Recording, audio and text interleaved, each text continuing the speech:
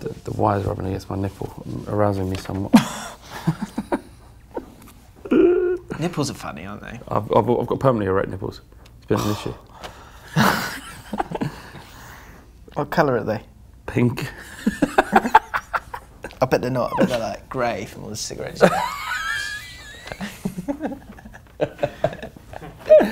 Oh.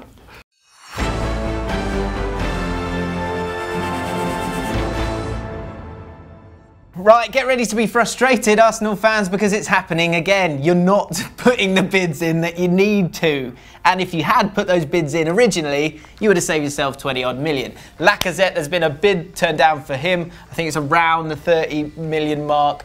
Apparently, they want 49.5 million. He would have cost 30 million 2 years ago. Robbie must be tearing his hair out. And maybe he didn't want to go there.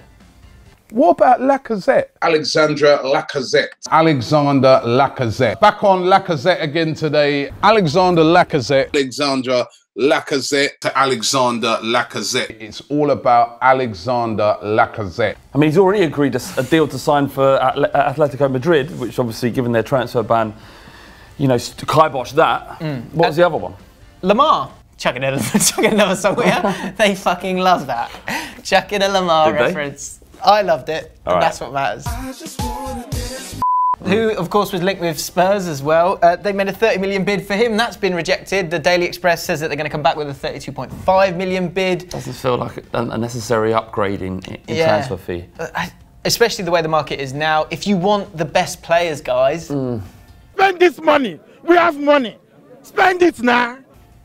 Got to spend the money. The thing is, it must be really frustrating for Arsenal fans because they... Do you feel for them? Not at all. I'm glad. I do. I feel for you guys. Look, I don't feel for them because of my rivalry. I understand as football fans it can be frustrating when you're seeing your club negotiate over £2 or £3 million, you know, up in your bid from 30 to 2.5. These are nominal amounts in the grand scheme of things. And you look at clubs like Liverpool and Everton who are spending. They're spending bigger. They're going and making the transfers that they need by spending the right amount of money to get that deal over the line. So it is. You can understand the frustration for them because Arsenal just don't seem to learn. They do not seem to learn from the mistakes they made. And if I was an Arsenal fan, I'd be frustrated by the cycle that happens every season within the football season. So you get to the transfer and you go, here we go.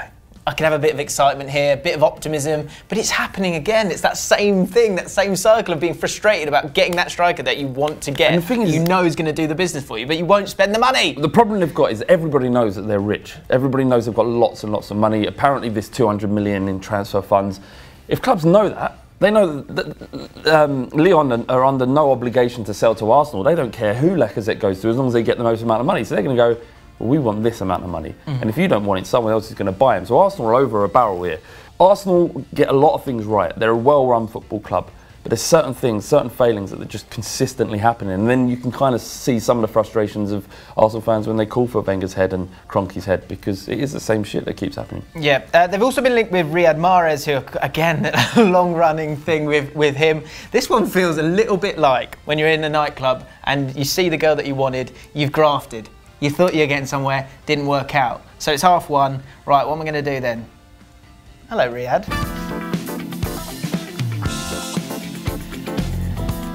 Well, you good? You look fit. How's the Premier League? Best league in the world. 30 mil. 32.5. 6L. Riyad! Come here, you. Go over to Riyad and see if you can get that secondary target that you wanted. What are you saying about the secondary target? What kind of standard? I'm saying this secondary target, if they've got any brains at all, they will have seen me grafting with Lacazette over there, and then when I come over here, it's just not going to feel nice. Yeah. Do you know what I mean? But they're desperate by that stage. You're a little bit desperate, aren't you, Riyad? You're a little bit desperate. You've had a few drinks as well. Yeah. Your target was me, so although I was after this person, you're taking me home. Talk to us, Arsenal fans. Lacazette, 37 goals in 45 games last season, and this has been rumbling on for 2 years. He continues to score goals. Do you trust your club to get this deal done or to get that striker that you so desperately need? Let us know in the comments below.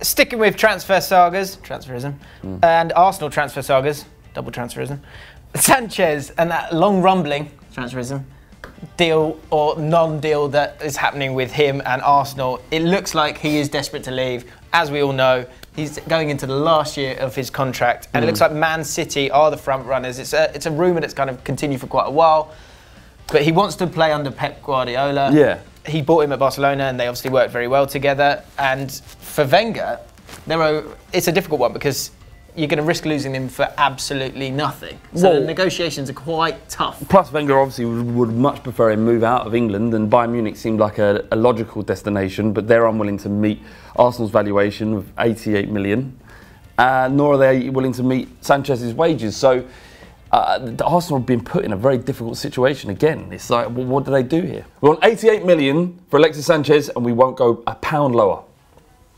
Well, actually, he's only got a year left in his contract, so maybe we just wait it out. I mean, you're not going to win the league, and then we can just give him a bit more money, and then jobs are good. This isn't how negotiations work. You're good. You're good. We'll just wait. We'll just wait a year. It's fine. Yeah, no. 4 million. The one deal with Man City that might work for Arsenal fans and Arsenal is a swap deal with Sergio Aguero. Yeah, you could understand that because you need to find a quality forward. But the problem is, and whilst Aguero may well be available, he doesn't offer the options that Sanchez did. Sanchez could play any one of those three positions going forward and up top on his own as well. So Aguero can't do that. He's going to have to play as a number 9. It's a solution to the problem, but it's probably not the one that Arsenal want. What do you think about this one? Do you think Sergio Aguero would be the right replacement for Alexis Sanchez or for Arsenal generally as that main striker up front? Let us know. Frustrating times for Liverpool fans as well. They've been after Naby Keita from RB Leipzig, but he has come out and said that he wants to go to one of the biggest clubs. And when he was talking about those big clubs, Liverpool didn't make the list. No, Real Madrid, Man City and Barcelona were the ones that were named. Doesn't necessarily say he isn't open to a Liverpool, but that's the way it's been reported, that Liverpool haven't got a chance to sign him because they're not big enough. It's an odd one because Liverpool fans on Twitter are actually saying this was a quote from 2 years ago when he left RB Salzburg. Yes. And when Arsenal were trying to buy him. This is a guy who's already turned down Arsenal. Yeah. I mean, it may be about his development, but he's already turned down a club that's in the Champions League. You know, it's a weird one. In terms of the finances of this, that's weird as well. Like, he is a great player, okay? He was ranked as the 5th best player in the Bundesliga last season, 8 goals, 8 assists, and he's only 22 years old. But he got sold for 10 million a year ago. Yeah. And after one season, he's worth 70 million? Well, that's a slightly different situation because both of them are owned by Red Bull. That is true. So I can imagine that while... Get it on the cheap. Yeah, while he may have been wanting to stay in Germany and develop, that was probably more the clubs doing the deal that they need to do. But yeah, it doesn't look like he's going to Liverpool, and £70 million is a lot of money. Yeah, and in terms of big clubs, which big club would he suit? And out of those three, Real Madrid, Barcelona, Man City, could you see him going to any of those teams, and could you see him fitting in well at any of those teams? And last up, we've had a few comments actually, Flav, with Everton fans saying they want to hear some transfer news on totally interesting transfer stories. Well, here you go, guys. We've got some news for you. Lukaku says, chill out. Yeah. Yeah.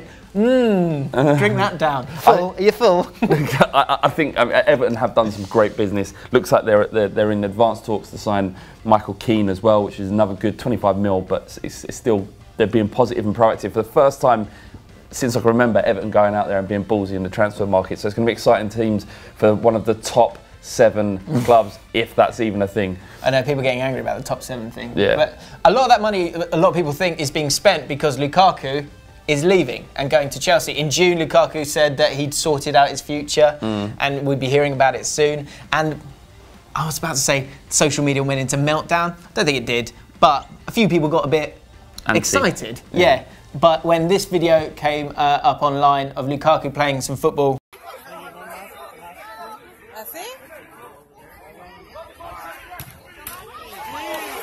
so you're watching that video and you're thinking, oh, that is nice. I mean, be careful, don't get injured, because obviously there's deal to be made. And then you're watching the video going, hang on a minute, Wait a minute. Those hoardings are Chelsea hoardings. Yeah. He must be going to Chelsea. I mean, he is going to Chelsea. Well, he came out and he said, chill out. Everyone needs to chill out. The thing is, he's already delivered the news. He's already said that he's moving on. He's agreed a fee. Like, I don't understand why everyone's getting so angry. It's not like a massive disrespect. And to be honest, he's probably more of a Chelsea fan than he is Everton anyhow. Don't you think? Chelsea fan? Yeah, he loves Chelsea, doesn't he? He loves Drogba, loves Chelsea. That's why he came over. Craig's nodding. He's got unfinished business there. There are a lot of Chelsea transfers that look like they're pretty much done, but none have actually been announced. Sandro, which we spoke about in a video earlier this week. But the Lukaku one and all of these ones, it looks like they're going to be announced very soon because on July 1st, the Nike deal kicks in. Yeah. Nike, they want that exposure of those big signings. So that's why they haven't been announced just yet. Absolutely. They've taken over from Adidas and it's a massive amount of press attention when you release, 4 transfers that are likely to be announced on the 1st of July. So you can understand it completely. Lukaku being one of them. £70 million is a fee that's mooted. Isn't that a lot of money? Does that feel like a lot of money?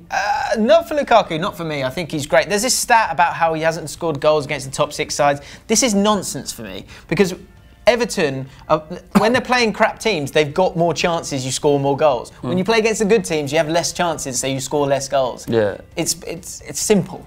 And he's going to get an absolute bundle playing for Chelsea. Exactly, so he's going to score a hell of a lot of goals and Costa's going to be on his way out, so it's good times for Lukaku. Is it good times for Everton? Are you very sad to see Lukaku go? Do you see Lukaku as a bit of a snake, like Judas? Is that how do you feel about Lukaku? Because that is an interesting one, because he's done a lot of good for Everton. He's scored lots of goals. He's kind of raised the profile of the club somewhat by having such a good striker in your team. Do you now feel a little bit betrayed like him? Because if I was an Everton fan, regardless of what he'd done, I'd think snake. Hopefully you know by now, but if you don't, Ball Street is setting up a tournament with the biggest YouTubers on the planet. Palmers FC, Arsenal Fan TV have announced, Cheeky Sport have announced, and many more. We're giving you updates and opportunities to get involved. Firstly, with decisions on the tournament itself. Secondly, to play in the tournament itself. If you register to Fan League, links in the description, subscribe to Ball Street, you could get a transfer to Ball Street FC. We're having trials very, very soon, so if you want to be involved in that, then you need to do those 2 things. Your face makes me feel fucking sick. Your face makes me hard. I thought we whispered into his ears. He's getting little whispers in his ears.